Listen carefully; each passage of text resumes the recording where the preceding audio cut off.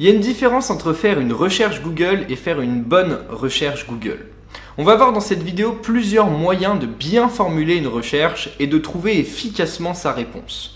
Parce que Google, à l'heure actuelle, c'est l'extension de notre cerveau et de notre connaissance. Si tu sais trouver efficacement quelque chose sur Google, tu n'as plus besoin de le stocker. Tu as juste besoin de te souvenir de comment aller le chercher et de comment aller le chercher efficacement. Et pour ça, c'est une grosse méthode, récapitulée en plusieurs points, qu'on va voir tout de suite dans cette vidéo. Juste avant de nous lancer, sachez que Google utilise un algorithme pour définir et vous proposer des résultats en fonction de votre profil, en fonction de vos recherches. Donc utilisez au maximum Google pour nourrir au maximum cet algorithme et avoir des recherches en fonction de vous et de la personne que vous êtes. Si vous voulez avoir des vrais résultats Google sans la prise en compte de cet algorithme, privilégiez les recherches en navigation privée. Si vous avez l'habitude d'aller sur votre propre site web et que vous le voyez arriver en premier résultat de page, c'est pas forcément vrai. Testez d'inclure le nom de votre site en navigation privée et voyez si là il est en première page. Et dans ce cas, oui, il le sera vraiment. Dernier point, n'ayez pas honte de faire une recherche débile sur Google. Google ne vous juge pas. Au contraire, il a toutes les réponses en lui, alors autant en profiter au maximum. Si vous ne savez pas quelque chose, Google. Si vous avez une question, Google. Si vous êtes juste pas sûr, Google. On y va.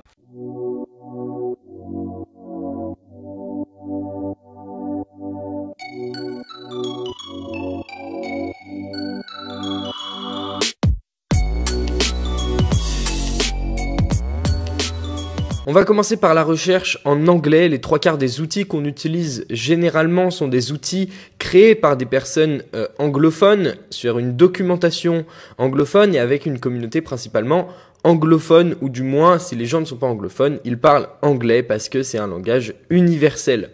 On peut tester par exemple, la dernière fois j'avais un problème avec mon logiciel de montage qui s'appelle DaVinci. Je ne savais pas comment détourer un fond vert. Du coup, évidemment, je vais sur Google et je tape détourer fond vert DaVinci Resolve. Et là, je vois que j'ai 1530 résultats et qu'il y a peut-être en effet ma réponse, mais généralement, il y a des moments où ça arrive de ne pas l'avoir. Voyons si je fais ma requête en anglais en disant remove green background DaVinci Resolve. Et là, j'ai 818 000 résultats, donc bien plus de chances de trouver ma réponse. Donc encore une fois, pour conclure, n'hésitez pas à rechercher en anglais, préconisez même l'anglais, comme ça vous trouverez votre réponse plus facilement. Il arrive de temps en temps qu'on n'ait pas forcément une question à poser à notre navigateur, mais qu'on soit face à un message d'erreur par exemple. J'ai eu un message d'erreur l'autre jour sur mon WordPress, et je ne savais pas forcément ce que c'était. On va le découper ensemble. Vous voyez que notice undefined index sur le serveur port et ça c'est propre à mon PC. Donc là on va simplement copier-coller le message d'erreur donné par WordPress. On va supprimer tout ce qui est propre à notre ordinateur et on va l'envoyer. Et là il nous redirige directement vers une réponse, vers un forum Stack Overflow. La technique des forums, c'est qu'on jongle directement à la deuxième réponse. C'est une réponse que j'avais déjà lue. Et après, on teste les deux comportements que les utilisateurs nous proposent. Sachez qu'Internet, encore une fois, c'est un espace énorme. C'est un espace où tout le monde a déjà vécu les mêmes galères que vous, les a postés sur un forum et en plus de ça, il y a quelqu'un qui a répondu, voire même plusieurs personnes dans ce cas présent et dans beaucoup d'autres cas. Donc, encore une fois, ne soyez pas stressés si vous avez un message d'erreur, copiez-collez-le simplement, enlevez tout ce qui est propre à vous et à votre PC, comme là on avait le chemin de mon ordinateur, personne n'a le même, donc on l'enlève, ça sert à rien, et là on voit que lui il l'a réécrit en format xx/xx pour dire que vos domaines et votre URL peut être différente. On en arrive à la recherche par image sur Google. C'est un outil qui est vraiment assez poussé et qui peut aider dans certaines situations. Donc là, on va sur l'interface de Google. On a à droite les images et on va pouvoir faire une recherche par image depuis notre ordinateur ou depuis une URL. Moi, j'ai pris une image que j'ai trouvée. C'est très pratique si vous ne connaissez pas une personne, par exemple, et que vous avez juste une image d'elle, ou si vous avez un logo devant vous et que vous vous dites, mais à qui appartient ce logo, à quelle société? Hop, on va chercher par image. Donc là, j'ai rentré une adresse d'image qui était au final le logo Apple. Et là, il me donne tous les liens qui contiennent un logo Apple à l'intérieur. Et aussi les images qui sont vues fréquemment par les personnes qui consultent cette image en question. Passons maintenant au CTRL F ou commande F pour les utilisateurs de Mac. C'est la commande de base à retenir pour faire une recherche efficace. Le commande F, pour moi sur Mac, ou le CTRL F pour vous sur Windows, ça va vous permettre de rechercher par mots-clés. Par exemple, si là je veux juste SVG, eh bien je vais rechercher tout ce qui est SVG. Et en gros, je vais pouvoir tomber directement à l'endroit où je veux, en fonction d'un mot-clé. Et c'est très pratique, encore une fois, sur des longues recherches, des longs résultats de recherche ou des grandes documentations. On peut faire l'exemple sur Bootstrap, qui est une librairie CSS que j'utilise pour designer mes sites web. Et là, je vais jongler directement dans la documentation. Vous voyez que la documentation, elle peut être longue. Voilà, il y a plein de parties. Et à chaque fois, il y a aussi des components. Là, par exemple, des components, il y en a plein. Je n'ai pas forcément envie de le chercher. Donc, CTRL F, je fais modal. Si je cherche une modale, hop, il me dirige directement vers la modale. Ici, je veux que ma modale, elle soit... on va aller chercher un terme qui est loin, voilà, mais c'est juste pour vous... voilà, je veux qu'elle soit backdrop. Voilà, je n'ai pas envie de chercher mon backdrop. Disons que vous savez exactement ce que vous voulez. Et là, il m'emmène directement à la section que je voulais. Donc, faites en fonction de vous. Mais si vous allez chercher dans une thèse, dans un livre, n'importe quoi, et que vous voulez aller vous diriger directement à la partie qui vous intéresse, utilisez toujours le CTRL F, c'est très pratique et c'est universel. C'est un raccourci clavier qui s'utilise aussi bien sur un éditeur de texte pour jongler directement à la ligne que vous voulez ou sur d'autres logiciels. Quasiment tous les logiciels qui existent utilisent le raccourci CTRL F. On rappelle qu'il faut toujours jongler à la deuxième partie quand vous êtes sur un forum, parce que la première c'est toujours la question. Donc si vous voulez être plus efficace, je me répète, mais pensez à toujours jongler à la deuxième partie, parce que c'est là que vous trouverez directement votre réponse. Le but c'est que vous alliez vite. Vous avez un problème, vous tapez votre question, vous trouvez votre réponse, vous sautez à la deuxième et vous passez à autre chose. On est là pour être efficace, on est là pour être efficient et trouver notre réponse directement. Le but et l'avantage de Google, c'est qu'on n'a plus besoin de stocker la connaissance, on a juste besoin de savoir comment aller la trouver. Google est assez efficace aussi parce qu'on peut lui poser des problèmes, on peut lui demander des calculs, par exemple 12 fois 6, il va me répondre direct dans la calculette.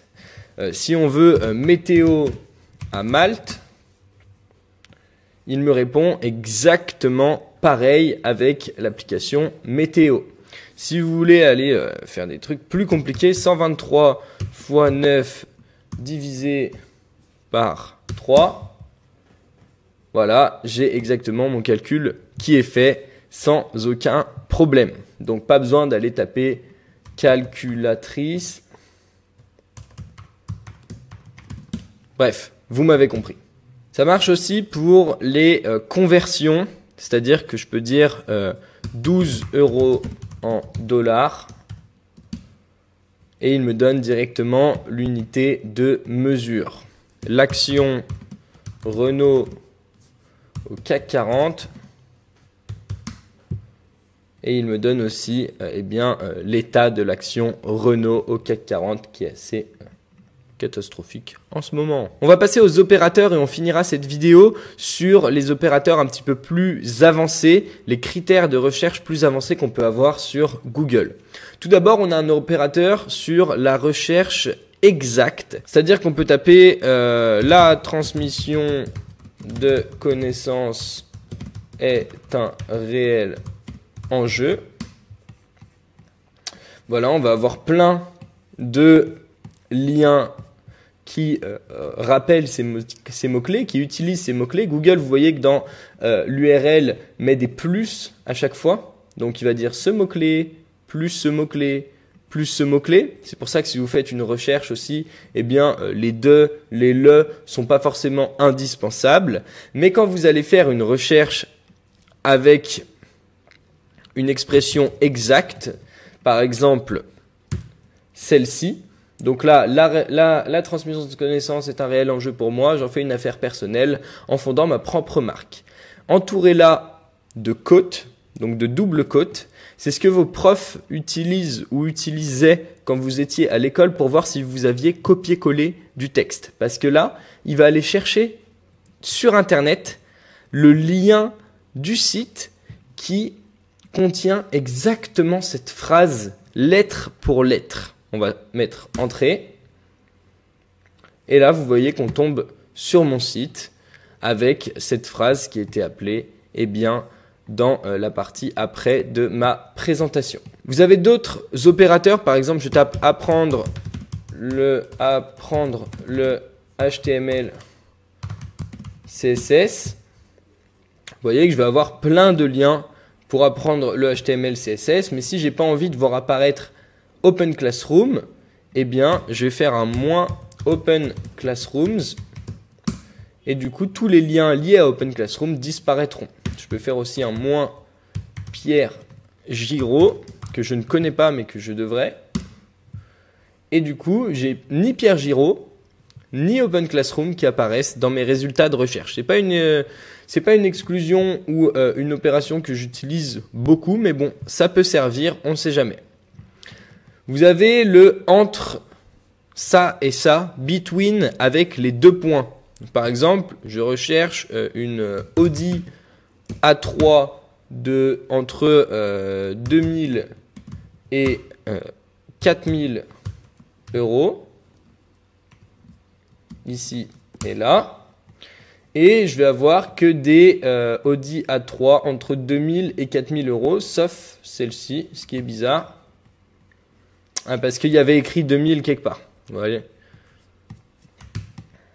Voilà, donc aussi, bon, c'est pas quelque chose que j'utilise beaucoup, mais pour des dates, ça peut être très pratique. Si vous recherchez, par exemple, je sais pas, un document qui était entre 1930 et 1945, eh bien, vous excluez tous les résultats de recherche qui contiennent une autre date. Enfin, vous avez le or et le and. Donc, le and, ça va être des mots-clés, par exemple, en tapant une recherche normale, qui est Thomas Giraud.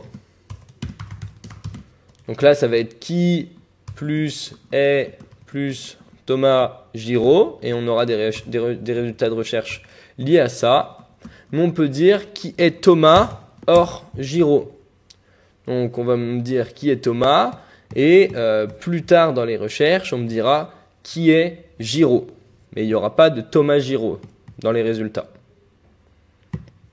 Voici pour les opérateurs ici. Donc j'en utilise que très peu sur les exclusions, sur les entre-deux, sur les ou et les recherches exactes. Par contre, il y en a un qui est plus avancé que j'utilise très souvent, c'est le file type.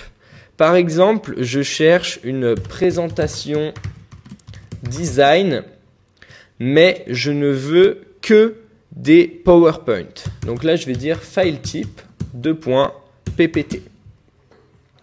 Et là, j'ai que des PowerPoint qui sortent. Très pratique pour filtrer aussi. Et pareil, si vous cherchez par exemple une thèse sur les Romains, et ben vous allez voir directement un file type en PDF et trier seulement les thèses, je l'espère, qui sont romaines en PDF. Voilà, donc encore une fois très pratique. Si vous cherchez des Excel, si vous cherchez ce genre de documents, vaut mieux les trier avec les file types parce que si vous le faites pas, ils seront très très loin dans les résultats de recherche et ce sera plus difficile pour vous de les trouver. Vous avez un opérateur plus avancé qui vous permet de trier les recherches pour voir seulement un site en particulier. Par exemple, si je fais site blog influent ou blogueur pro bloggerpro.net, qui est le site de Olivier Roland, eh bien, dans les résultats de recherche, j'aurai seulement les liens du site Blogger Pro de Olivier Roland. Et vous voyez qu'il y a quand même pas mal d'articles qui ont été rédigés et on appelle plus ça un empire sur le web qu'autre chose, j'ai quand même l'impression. Vous pouvez faire des recherches in URL, c'est-à-dire chercher seulement un terme qui apparaît dans l'URL de la personne. L'URL, c'est ce que vous voyez là-haut. Vous pouvez faire une recherche in title. Le title, c'est ce que vous voyez sur l'onglet, donc à différencier avec l'URL, et chercher seulement le mot-clé que vous voulez. In title money, donc là money, money, money, money, ou in URL money. Money qui pourra réapparaître en title, mais il sera obligatoirement dans l'URL de la personne. Ok? C'est tout